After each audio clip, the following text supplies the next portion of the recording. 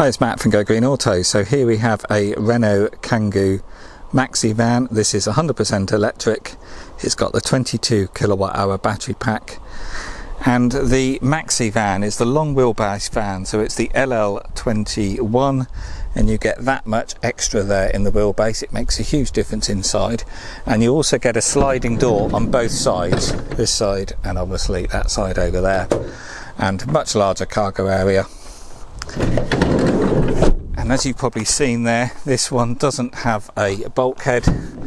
It's open, and you have the two bars there protecting the driver. It's ply lined, pretty nice condition. Obviously it's been used, but the ply's all in nice condition still.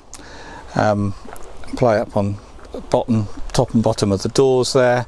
You've got the toolkit there. These do have a full-size spare that mounts underneath there as well. So these Renault Kangoo vans have a rented battery pack. So what that means is you buy the vehicle, you own the van, but then you hire that battery pack from Renault. Well, it's actually RCI Bank. That's who does the finance for Renault and Nissan. So you pay a monthly fee from £25 plus VAT a month. If you're not VAT registered, then that's £30 a month.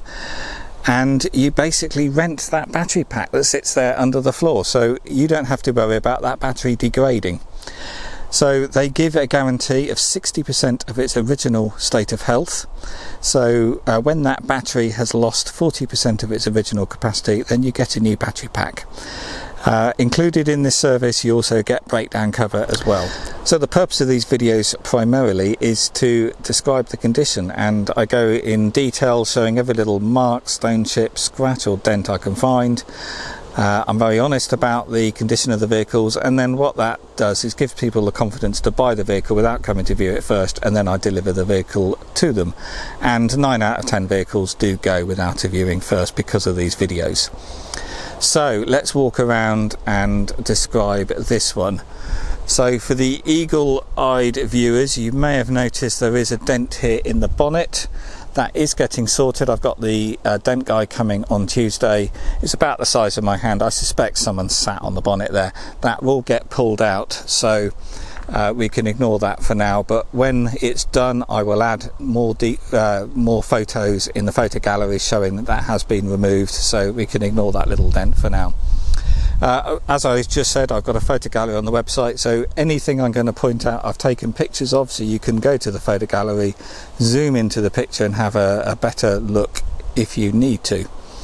So firstly, looking around the front, there is a scratch here in the plastic bumper. It's not a split, it is just a scratch, but obviously just a plastic bumper. Apart from that dent now on the bonnet, there's no other marks or dents on the bonnet there. Looking around the side, there's a few minor little scratches down there on the wheel trim. These wheel trims do protrude rather on the electric Kangoos. They're unique to the ZE models, and they always get caught on curbs when you're parking. But yeah, it's just a plastic wheel trim.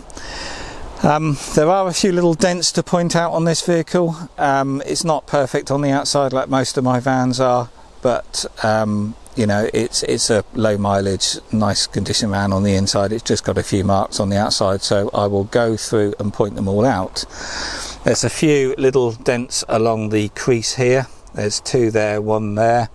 It has also been sign written at some point, because what you find is when people take the vinyl writing off, they nick the paint, and it's got a few little small scratches around where sign writing has been removed. Where the paint has gone through, I have gone round and dabbed a bit of white paint in there because I've got the Renault touch-up stick. There is a few little dents here. Actually, there's a little bit of glue there. Scratch here, a few little dents just here. There's a few scratches there and there from where the sign written was removed. So the more important dents I need to show you is there is a scratch and a crease here and here. So it was just this little bit here where it had gone through the paint, so I've run a line of touch-up stick in there, touch-up paint, but that is noticeable on that side, but not, I didn't think it was bad enough to go and get that sorted in a body shop. Looking around on the back, I'm going to be really critical. There is a little bit of plastic chipped on the light there, but it's not on the lens part, so there's no water can get in or anything like that, so it's fine. There's a couple of screw holes in this bit of plastic trim. It looks like they had a reversing camera mounted on the back because there was a wire teed into the reversing light, which I've removed. Looking along the back, it's all pretty good along the back. The only thing I would point out is there is a little dent here in the door, thumbnail size, which always happens. What that is when people slam the wrong door first, and then that catch hits the bodywork here. So there's a little bit of dent, but again, I've put a bit of white paint in there. And then, like the other side, there is a couple of scratches down here, so we can see them already. There's this one here, and then there is this longer one here, so it starts on that door, it's dented here as well, and then goes to here. So again, I've run a bit of paint in the bits where the paint was scratched through, but yeah, it is more noticeable, as you can see. And then continuing along, there's a couple of fine little dents along this door. There's two there, one there, one there, one there, along that crease there. Again, on this crease, there's a couple of 1, 2, 3, 4 here as well. They're all very small, but they do show up. You do get that quite a lot on the Kangoos. And that's it, or some very minor scratching on the wheel trim, but that wheel trim is always the one that hits the curb. The mirrors are all good. The windscreen doesn't have any stone chips. And the bumpers front and rear are really nice as well. I would also add I have waxed it all as well, so it's all nice and smooth, and as you can see, it's just rained and the water's beading very nicely. So overall, I might be sounding a bit negative here, but you'd look at that and think, yeah, it's a pretty nice van, but obviously we've got those scratches and indentations on both sides where something has scraped down the side. Let's look inside the cargo area. So it's all fully ply lined, and there on the back doors. This is your charge cable, type 2 to type 2 for AC charging, but I'll go into the charging a little bit later on. We've got these aluminium bits on the side as well, which is quite nice. And then going around the back, the ply's all in pretty good condition actually. You've got your normal sort of dents that you get on the back doors, which you always get on these, but the reflectors and the bump stop here is everything's here that you would want. These handles usually snap off as well. One had actually on this and I've replaced it. No bulkhead, so we've got the frame there protecting the driver, as I've probably said, but yeah, in the back all really nice condition. And then the condition on the inside, it's all pretty good actually. The seats are in nice condition. There's a little bit of a stain there. I have washed the seats. I'm sure that one would come out if you want to try a second time, but a little bit of scratching on the dashboard. There's a little bit up here, a bit of something's obviously been laid on here at some point, and it's just put little I say nicks, but it's almost like a jumper bubbles, you know, as they age. I suspect with a plastic nylon sponge or something you could clean that off. Steering wheel's all in nice condition. It's all pretty good actually inside. Everything works as it should do. You've got, being a phase 2 van, you've got the newer stereo that's also got Bluetooth, so you can connect to your phone. You've got USB as well, so you can play MP3. It doesn't have a CD. You've got preheating on the heater here, so you can set a time on your dash what time you're going to leave in the morning, and then while it's connected to your charger, the heating system will switch on. It will heat the cab up, melt the ice off the windows, and be ready for when you leave. And then you can leave with 100% battery and 100% of your range, and then you can probably do your drive without the heating on at all, because the heating does reduce range, because it's the only other thing that uses the traction battery under the floor. Because electric vehicle, there's no heat. With a normal petrol and diesel, you've got a fire under the bonnet effectively, and endless amounts of heat that you're actually trying to get rid of. With electric vehicle, you've got to generate heat because nothing is producing any heat, and this, to generate heat, does require a lot of energy. So if you minimise your heating use, then great. So that's why you have preconditioning. And that preconditioning also works in the summer. It will just put the fan on and move the air. This doesn't have air conditioning fitted, so it won't cool as such, but it tries to cool by putting the fans on. And everything works as it should do. So I'll just start this one up. You put your foot on the brake, switch the ignition on, and then turn it round and you get a bing and the go light. So the mileage of this one is 9,065 miles. So probably your most important question is range. So I do a range test in all these Kangoos. What happens is I fully charge it and then drive it on normal roads, normal road speeds, drive it right round to empty, and I can properly prove the range and the battery condition. So this one is actually pretty good, to be honest. So I did 84.3 miles last night in this, and I charged it to full, and I drove it round until the performance limited mode cuts in. So what that is when you get down to naught or near naught, it then it's called turtle mode in a lot of other cars, but it limits the power to the motor. If you're driving under about 40 miles an hour, you don't notice any difference. But it just helps you to extend that range, and possibly to helps you then get home or get to that charger. So I drive it to that point, and on this case I did probably a good 5 miles or so in performance limited mode. But when I got back, I plugged it into my scanner and scanned the battery pack, and the battery was at 1.2% state of charge. And as I said, I did 84.3 miles.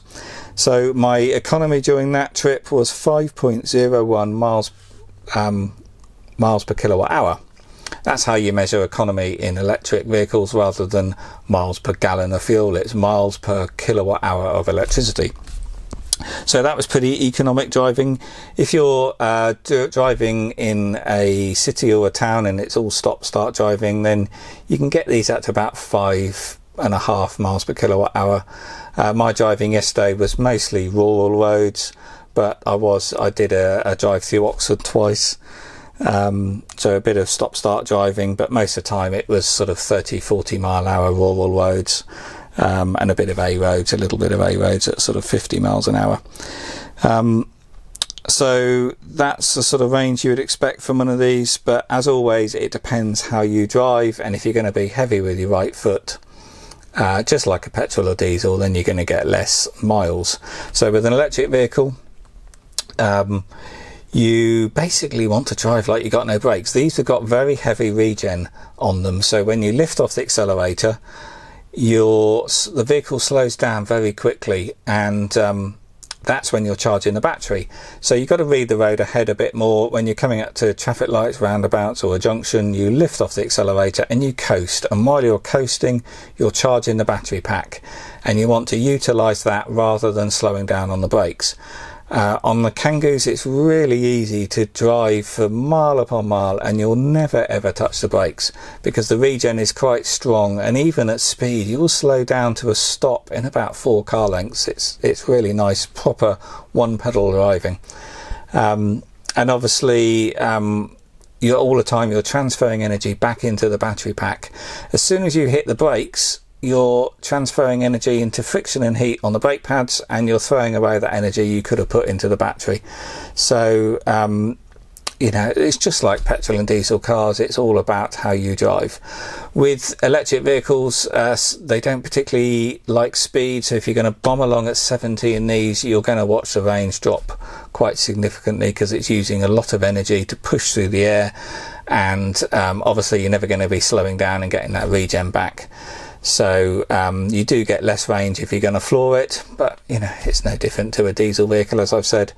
But certainly lower speed town city driving is where you're going to really see good range out of these. And as I said, I did 84 miles, was it? You could probably improve that if you're just going to be driving in a city.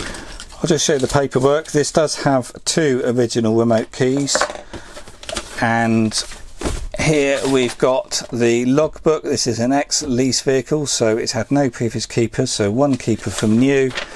and the registration date is the 31st of the 10th 2013. Here we have a service history printout from the lease company as well. Here we've got all the books, and I won't go through them all, but we've got all the original books and the handbook with the security sticker in the back, and the services. We've got 3 services there. It's just been serviced as well. Servicing on electric vehicles is actually minimal. There's no serviceable parts as such. The only part is the cabin filter. The servicing schedule on these is all on the dash, but it's every 24,000 miles. So yeah, what's been done: cabin filter, new wiper blades, tested the 12-volt battery and the traction battery, that's at 94% state of health, and also a rear brake service, because on these you have a habit, particularly at this age, because you don't use the brakes. Certainly the front brakes are taking all the braking, and the rear brakes, unless you've got the back loaded, hardly doing anything at all, and because of that they tend to corrode up a bit. And it makes a huge difference on these if the back brakes are nice and free and not binding, because that can make quite a difference to your range. So I've done all that as well, hence why I was getting very good economy from this vehicle during my range test. So all that's been done. So and I can see here from the previous service it had brake fluid change as well. So all the information on maintenance of these is on the website. I would also just add, this van is MOT exempt, so all electric commercial vehicles that are registered before March 2015 are MOT exempt. I don't have the current MOT certificate here. I will print it off because all that's available online, but I'll put it on the screen what the current MOT status is. But this van is MOT exempt, so there's no legal requirement for an MOT on it.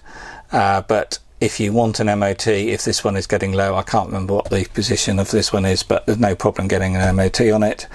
But as I've said, these are MOT exempt and you don't need to. So I would just add on these vans, servicing absolutely minimal. Actually, the servicing is just an inspection, just like the MOT test. So an MOT test is a more thorough inspection or a service than actually a proper service. So really, you know, checking your tyres, suspension, joints and shock absorbers, that sort of thing is all that's required, and that's exactly what they do in an MOT test. So that's a much more cheaper and thorough way of checking the vehicle out if you want to continue with them. But this is exempt, so there's no requirement to keep that going. Next, I'll just talk about charging on these. So charging is AC only, so this is your Type 2 charge port at the front. I should also just quickly add, these have a habit of snapping, so you need to keep these lubricated, which I've done. You can see the white grease in there, but this one's all working fine. A lot of these Kangoos, you'll find that has snapped off. But anyway, so charging is a 3.6 kilowatt 16 amp AC charging. So typically that's overnight charging. So electric vehicles, you charge them when you're not driving them. So it's during the day if you're at work, or during the night while you're sleeping. So charging on these from flat to full is about 5.5 hours on a wall charger. If you're going to charge on a 3-pin plug with a portable charging cable, then that does take longer because those can only draw 10 amp. But these do not have rapid charging, the DC rapid charging like you get on electric vehicles generally, and vans like the Nissan and the Peugeot van. So you can't do that 20 to 30 minute rapid charge on a Kangoo. So these are no good for the long distance trips. But if your daily range is within that sort of 70 mile or so, or if you can top up while you're at work, then obviously you can double that. But where these vans are very good for is that sort of inner city or low use work, where you're going to keep to within 60, 70, 80 miles a day or so. So as I've shown you, you've got your charge cable here, Type 2 to Type 2, so that's what you use, plugging into the front of the van there and plugging the other end into a wall charger. So I can arrange a wall charger either home or workplace charger.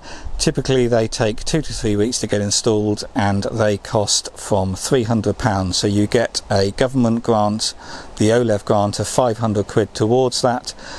The installer of the charger will claim that on your behalf, and it ends up costing you then 300 quid. As I said, I can arrange that, and they take 2 to 3 weeks. In the meantime, you can charge this van on a 3-pin plug using a portable charger, often called a granny cable.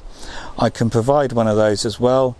So what I do is a free loan, so you have to buy the cable up front. I can provide it with the van, and then when you've got your wall charger installed, maybe you don't want that cable anymore, so you can send it back to me within that first month, and then I give you 100% refund. So that's why it's a free loan.